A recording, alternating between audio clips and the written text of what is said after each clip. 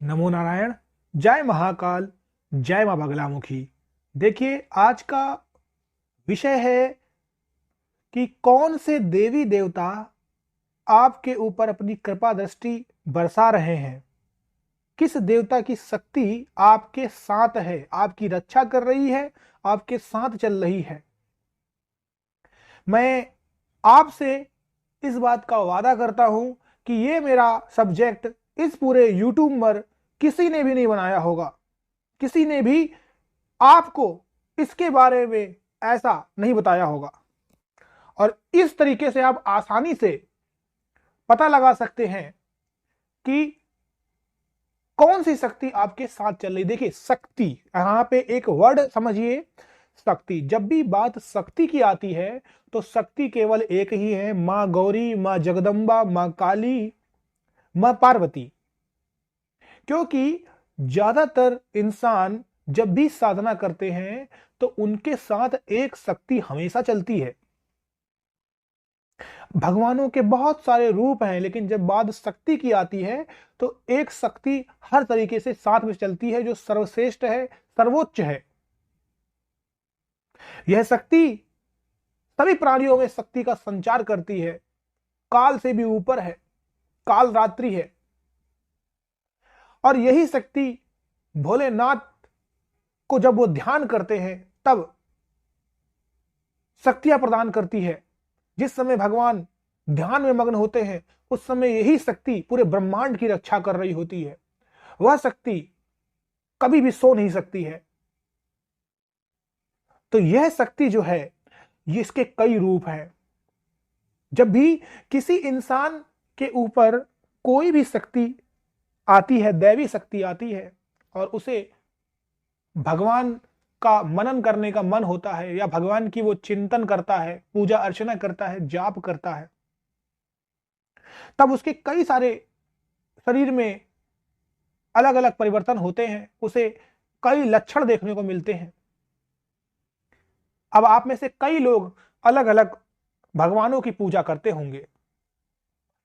कोई हनुमान जी को पूजता है, कोई राधा को पूजता है, कोई कृष्ण को पूजता है, कोई राम को पूजता है, कोई शिव को पूजता है, कोई मां पार्वती को पूजता है, कोई मां काली को पूजता है।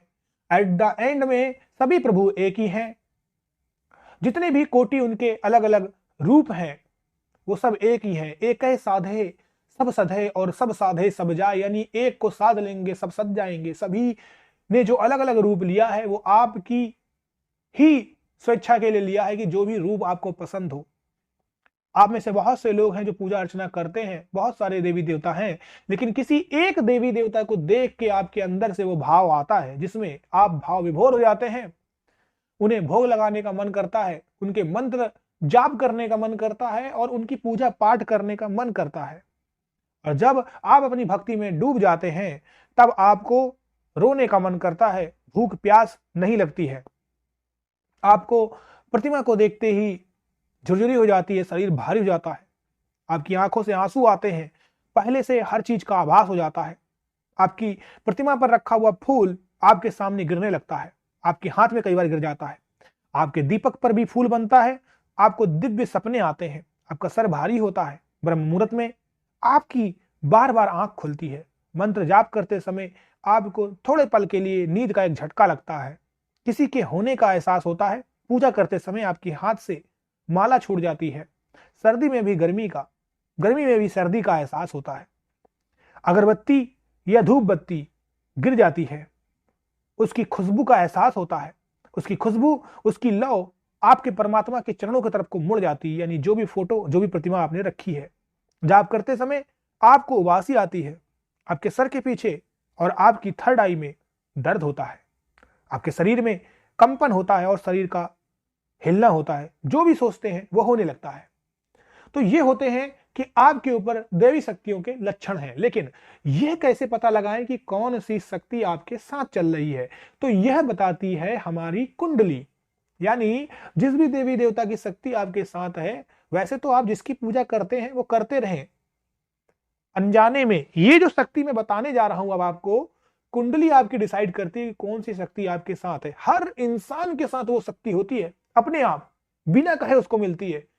इसमें ना उसे किसी मंत्र के जाप की जरूरत होती है, ना उसे किसी भोग लगाने की जरूरत होती। ये एक शक्ति हर इंसान के साथ ही होती है और अनेक रूपों में होती है। कैसे? आप जिस भी देवी देवता की पूजा करते हैं, जिस भी भगवान को चुनते हैं, आप अपना काम करते रहिए, लेकिन मैं सिर्फ बताने जा रहा हूं कि किस भगवान का आपके ऊपर हाथ है। पहला, देखिए, मेष राशि और वृश्चिक राशि अगर आपकी है तो आपके ऊपर मां दुर्गा की शैलपुत्री, जो उनका स्वरूप है, शैलपुत्री का आशीर्वाद आपके ऊपर होगा। यह शक्ति आपके साथ चलेगी। अगर आपकी वृषभ और तुला राशि है तो मां ब्रह्मचारिणी, जिन्होंने शिवजी भगवान की बहुत घनघोर तपस्या की थी, यह शक्ति हमेशा आपके साथ चलेगी, रक्षा करेगी। अगर आपकी मिथुन और कन्या राशि है तो ऐसे में मां चंद्र घंटा आपके साथ हमेशा चलेंगी। अगर आपकी कर्क राशि है तो ऐसे में मां कुष्मांडा आपके साथ चलेंगी। अगर आपकी सिंह और मकर राशि है तो ऐसे लोगों के ऊपर मां काल रात्रि, मां काली का विशेष आशीर्वाद होता है। अगर आपकी धनु या मीन राशि है तो ऐसे लोगों के ऊपर मां सिद्धिदात्री का विशेष आशीर्वाद होता है। अगर आप वृश्चिक राशि हैं तब आपको एक फायदा यह मिल जाता है कि आपके ऊपर दो देवी देवता का आशीर्वाद होता है। एक तो होता है मां शैलपुत्री का और दूसरा होता है मां स्कंद माता का। तो ये जो शक्ति है, ये आपके इष्ट जो भी है, इष्ट भगवान है, कुल देवी देवता की आप पूजा करते हैं, ये आपको अपने आप वरदान में मिलती है। इनको आप पूजते नहीं है, ये आपके साथ चलती ही चलती है। जब भी आप मंत्र जाप करेंगे तब भी आपके साथ रहेगी।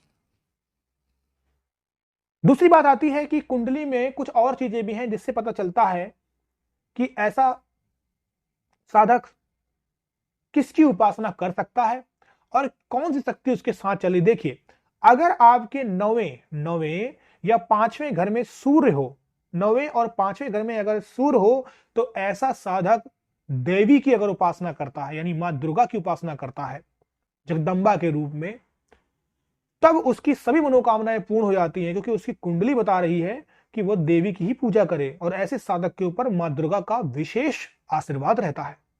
अगर किसी की भी कुंडली में नवें या पांचवें भाव में चंद्रमा हो तो ऐसा साधक भगवान शंकर की पूजा करे या फिर मां शैलपुत्री की पूजा करे, जो चंद्र के ऊपर कंट्रोल करती हैं।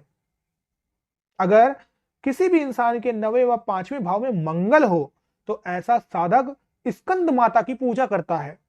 ऐसा साधक बजरंगबली की भी पूजा कर सकता है, क्योंकि मंगल कारक होते हैं भूमि जमीन जायदाद के, और इनके ऊपर कंट्रोल करने वाले जो देवी देवता होते हैं वो होते हैं कार्तिकेय जी, स्कंद माता और बजरंगबली। तो इन्हें भी, ऐसे लोगों को अपने आप ऐसे देवी देवता का आशीर्वाद मिल जाता है, क्योंकि ये जो नवा और पांचवा घर होता है, देखिए नवा घर क्या है? नवा घर है हमारे धर्म कर्म का, हमारे भाग्य का। पांचवा घर क्या है? पांचवा घर है हमारे पूजा पाठ का।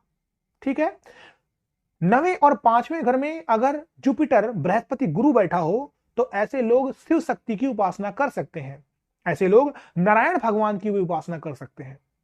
नारायण गुरु के ऊपर रूल करते हैं और शिव शक्ति भी गुरु के ऊपर रूल करती है। अगली बात, अगर जिसकी कुंडली में नवे या पांचवें भाग में मंगल होता है, जिसके नवे या पांचवें भाग में मंगल होता है, तो ऐसा इंसान शिव शक्ति की उपासना अगर करता है तो उसे आशातीत सफलता मिलती है, अनन्य कोटि का उसे आशीर्वाद मिलता है। कोई भी एक रूप आप पूछ सकते हैं, या तो स्कंद माता या शिव शक्ति की पूजा।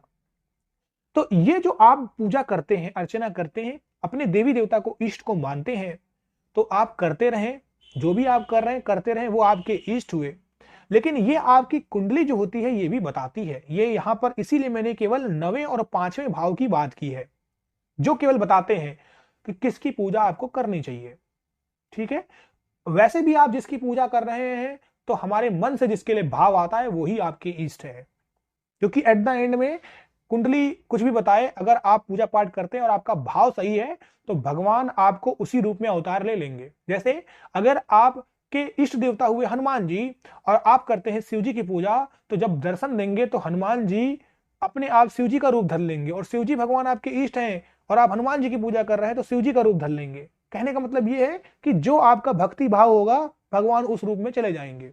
मैंने फिर से वही कह रहा हूं, एके साधे सब सधे और सब साधे सब जाए।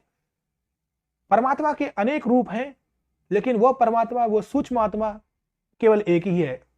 और आपकी भक्ति भाव सही होगी तो वो परमात्मा आपको जो रूप आप चाहेंगे उस रूप में आ जाएगा। तो मेरा आज का अपना वीडियो बनाने का बस इतना सा ही उद्देश्य था कि आप भक्ति भाव करते रहें।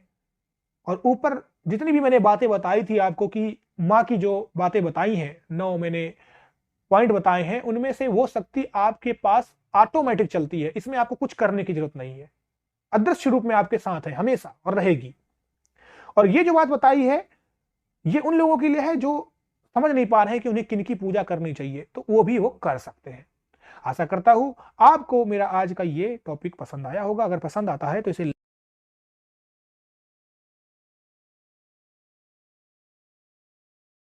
आज के इस टॉपिक को मैं समाप्त करता हूं। नमो नारायण, जय महाकाल, जय बगलामुखी।